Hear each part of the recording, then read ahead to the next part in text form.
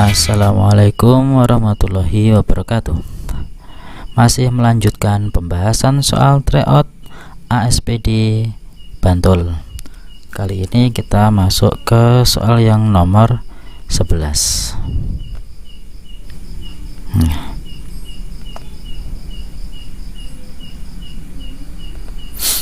Soal tentang tekanan. Perhatikan gambar di bawah ini. Ada balok gambar 1, gambar 2, gambar 3, dan gambar 4. Masing-masing ukuran panjang, lebar, dan tingginya berbeda. Jika diberikan gaya yang sama pada masing-masing balok yang mempunyai tekanan terbesar terhadap bidang tekan adalah balok nomor titik-titik. Nah, tekanan P ini sama dengan gaya dibagi dengan luas bidang tekan. Nah, bidang tekan di sini adalah alasnya, ya. Diberi gaya yang sama, F-nya sama, maka tekanan yang terbesar dihasilkan oleh balok yang memiliki luas alas yang kecil. Karena tekanan dengan luas bidang tekan ini berbanding terbalik. Nah, jadi yang mana yang memiliki luas alas yang paling kecil? Kita cek. Luas alas sama dengan panjang dikali lebarnya. Kita kalikan. Ini panjangnya 8, lebarnya 4. 8 kali 4 32. Ini 8 kali 2 16. 4 kali 4 16. 5 kali 2 10. Nah, jadi yang memiliki luas bidang tekan paling kecil adalah balok nomor 4. Jadi jawabannya adalah yang D. Berikutnya nomor 12. Dua buah gabus yang terpisah pada gelombang air suatu danau seperti pada gambar berikut ini. Apabila waktu setiap gelombang tersebut 0,25 sekon, cepat rambat gelombangnya adalah titik-titik. Kita hitung cepat rambat itu V sama dengan panjang gelombang dibagi periodenya.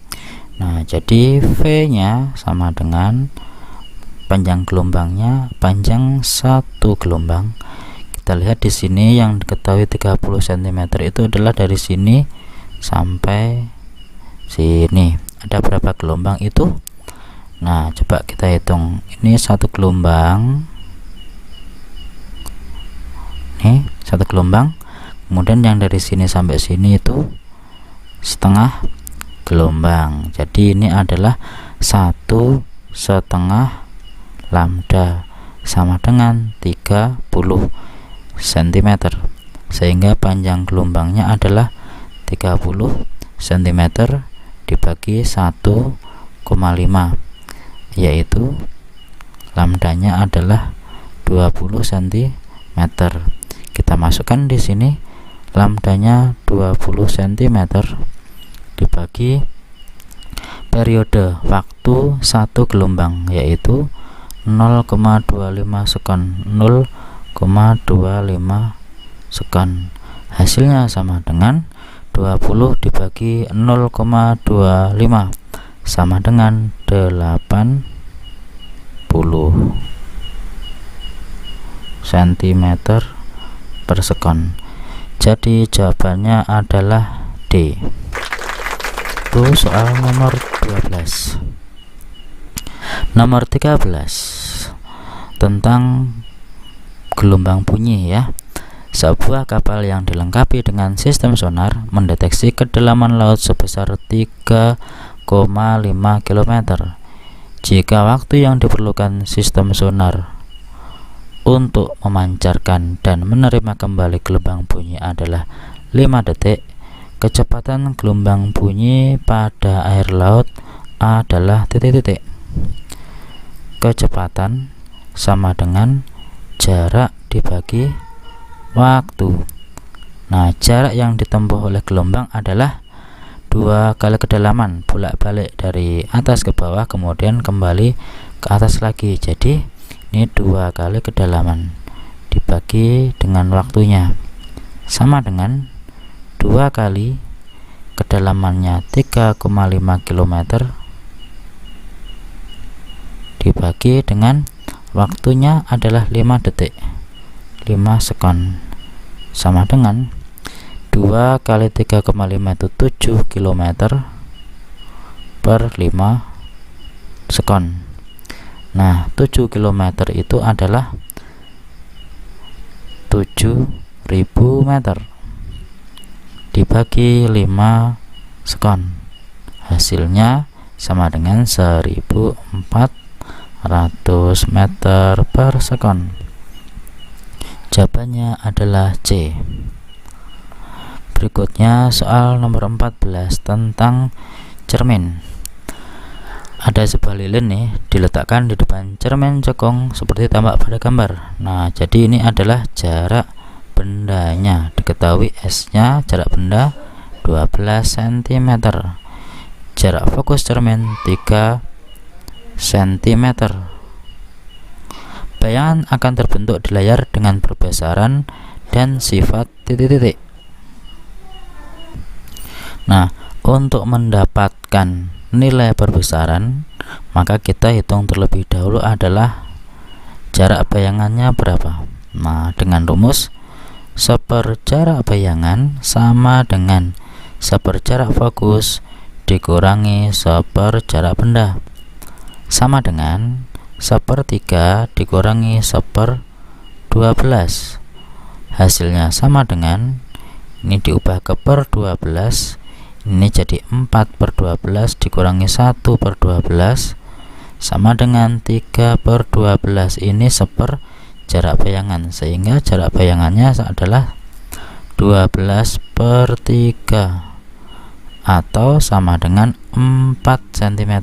Nah, jarak bayangannya 4 cm, sehingga dari sini diperoleh perbesarannya adalah M sama dengan jarak bayangan dibagi dengan jarak benda, sama dengan jarak bayangannya 4 cm, jarak bendanya 12 cm, sama dengan 1/3.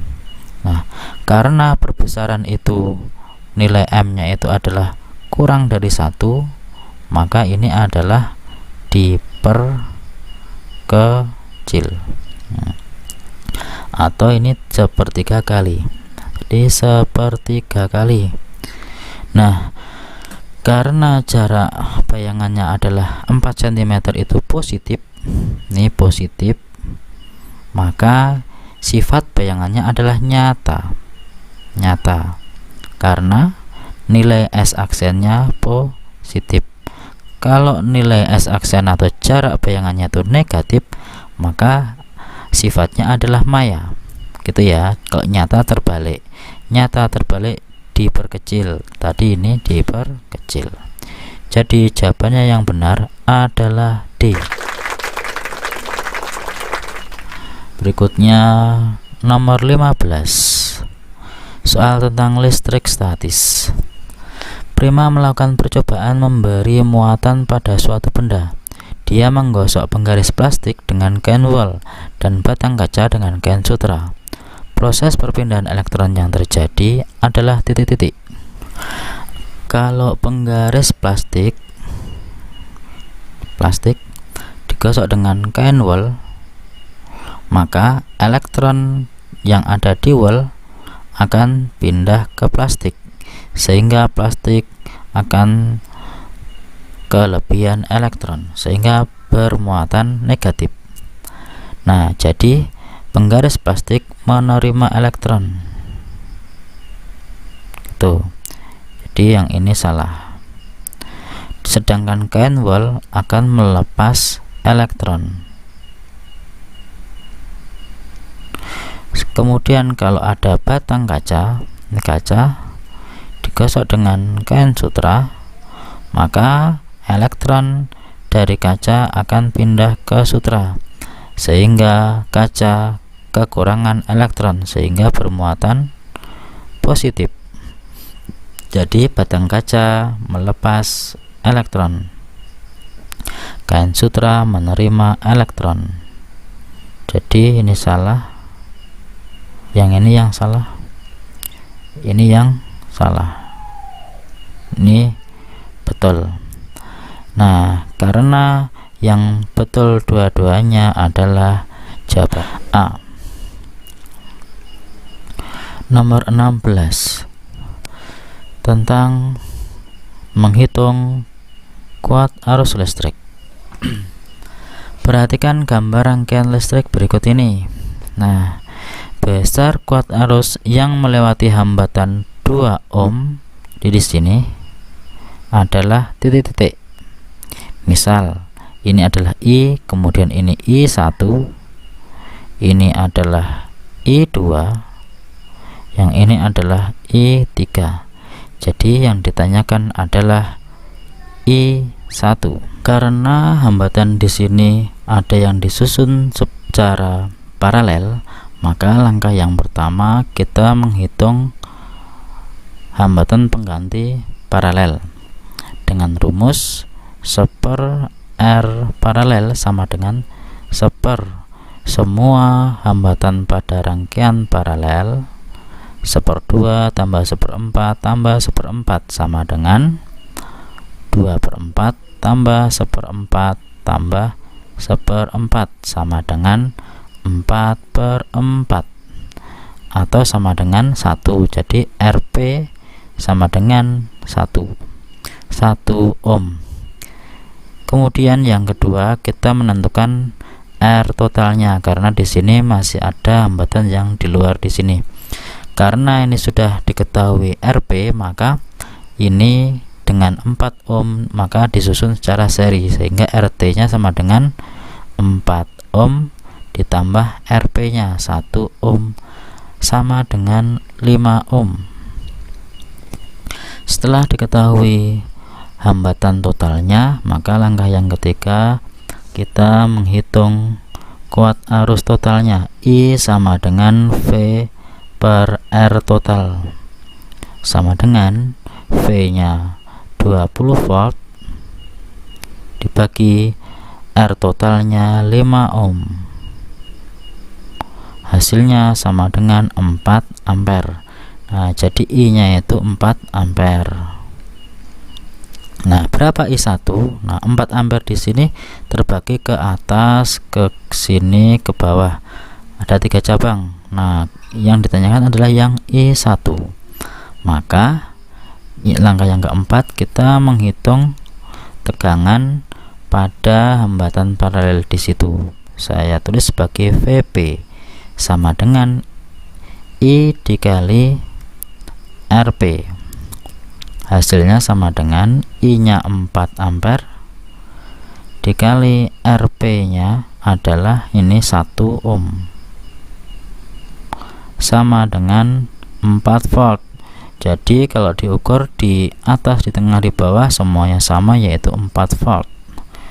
Kemudian yang terakhir baru kita bisa menghitung I1 atau arus yang mengalir melalui hambatan 2 ohm, yaitu VP dibagi R yang di sana, sama dengan VP nya 4 volt, R nya adalah yang 2 ohm itu. Hasilnya sama dengan 2 ampere. Nah, jadi jawabannya yang betul adalah B. Nomor 17, soal tentang kemagnetan. Perhatikan gambar cara pembuatan magnet berikut ini. Pernyataan yang benar tentang kutub-kutub yang dihasilkan oleh pembuatan magnet dengan cara seperti gambar adalah titik-titik. Yang pertama, ini ada 3 cara untuk membuat magnet. 1, ini yang kedua, ini yang ketiga. Yang pertama dengan mengaliri arus listrik searah, atau dengan cara elektromagnet. Yang pertama kita tentukan arah arusnya yang mengalir dari positif keluar. Nah, jadi arusnya ke atas. Jadi di sini arahnya ke atas. Terus ke atas dan di sini ke bawah. Untuk menentukan kutub utara dan selatan magnet A, B yang ujungnya ini, maka kita pakai dengan kaidah tangan kanan. Dengan jari-jari kita mengepal, jempolnya menunjuk arah utara. Jadi ini jari-jarinya itu mengepal gitu, menunjuk ke atas searah dengan yang ditunjuk arah arus ini, dan jempolnya mengarah ke sana gitu ya. Sehingga di sini adalah utara, yang sana selatan. Jadi A utara dan B selatan. Kemudian yang gambar 2 membuat magnet dengan cara induksi, maka ujung batang yang terinduksi menjadi kutub yang berlawanan dengan kutub magnet penginduksinya. Kalau di sini utara, berarti yang C adalah selatan. Di sini adalah utara D. Atau biar gampang, mengingatnya gampang. Kalau di sini SU, maka yang di sini juga SU. SU, SU. Begitu. Kemudian yang paku ini paku misalnya, ini ujung E, ini ujung F, dibuat magnet dengan cara digosok secara berulang-ulang searah. Gitu ya. Sehingga ujung batang yang dibuat magnet yang paling akhir digosok menjadi kutub yang berlawanan dengan kutub magnet penggosoknya. Di sini utara, kemudian yang digosok paling belakang adalah di sini, maka yang di sini adalah selatan. Berarti yang di sini adalah utara. Maka kutub utaranya adalah ujung E, yang selatan adalah yang ujung F. Sekarang kita cek ya. Jawaban A. A kutub utara, betul. C kutub selatan, betul. Sehingga A dan C tarik menarik. Utara dengan selatan tarik menarik. Oke, sudah betul yang A. Kita cek coba yang lain. B selatan, F selatan. B dan F tolak menolak. Betul juga ya. Kemudian yang C, A kutub selatan, salah ya. Kemudian yang D, C kutub selatan dan E kutub selatan, salah ya. Jadi ada dua yang benar, A dan B. Oke, nggak apa-apa. Lanjut ke soal nomor 18. Perhatikan gambar berikut ini. Hewan yang memiliki hubungan kekerabatan paling dekat ada. Nah, coba kalian perhatikan nih. Yang pertama ada udang. Nih saya buat tabel kelompok invertebrata. Udang ada di sini. Nah, udang termasuk filum Arthropoda golongan krustase. Kemudian yang kedua ini cumi-cumi. Cumi-cumi itu ada di sini. Moluska ya, golongan Cephalopoda. Cumi-cumi. Kemudian yang gambar 3 itu lele. Lele itu ada di mana? Di sini. Termasuk vertebrata, yaitu golongannya ikan, kelasnya ikan ya. Kemudian yang keempat ini ada belalang. Belalang itu insekta, termasuk serangga. Nah, jadi yang kekerabatannya paling dekat adalah udang sama belalang. Nah, jadi masih di filum yang sama, yaitu Arthropoda. Jadi jawabannya adalah udang itu 1, serangga belalang itu 4. Jawabannya 1 dan 4. saya geser ini gambarnya 1 dan 4. Nih jawabannya.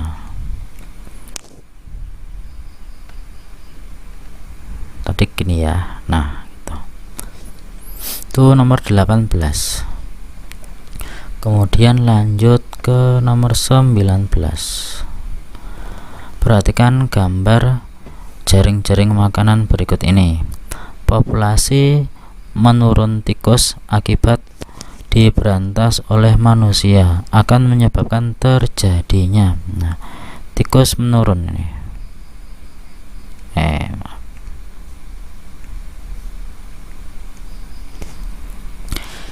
Kita cek yang A, menurunnya populasi belalang dan populasi burung kecil. Nah, karena tikus, belalang, dan burung kecil itu makan gandum, berkompetisi, saling berkompetisi, sehingga kalau yang satu berkurang maka yang lain justru malah bertambah karena kompetitornya berkurang. Oke, yang A salah. Yang B, menurunnya populasi belalang dan populasi burung hantu. Belalang tadi salah ya. Oke. Yang C, meningkatnya hasil panen gandum dan populasi belalang. Nah, karena tikus berkurang, maka yang makan gandum jumlahnya berkurang, sehingga gandumnya jadi bertambah. Oke, jawaban yang betul adalah C.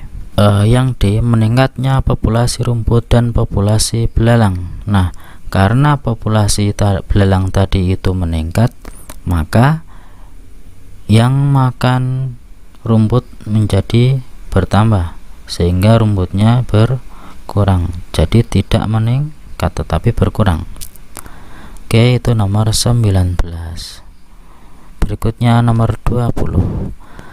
Berbagai macam penyebab terjadinya pencemaran air seperti sampah domestik yang paling besar dalam berkontribusi dalam pencemaran air. Salah satu upaya untuk mengurangi dampak pencemaran air yang dilakukan oleh penduduk adalah titik-titik. Nah, kata kuncinya di sini adalah sampah domestik. Jadi supaya tidak menimbulkan pencemaran, maka dapat dengan cara memilah sampah rumah tangga. Jadi jawabannya adalah B.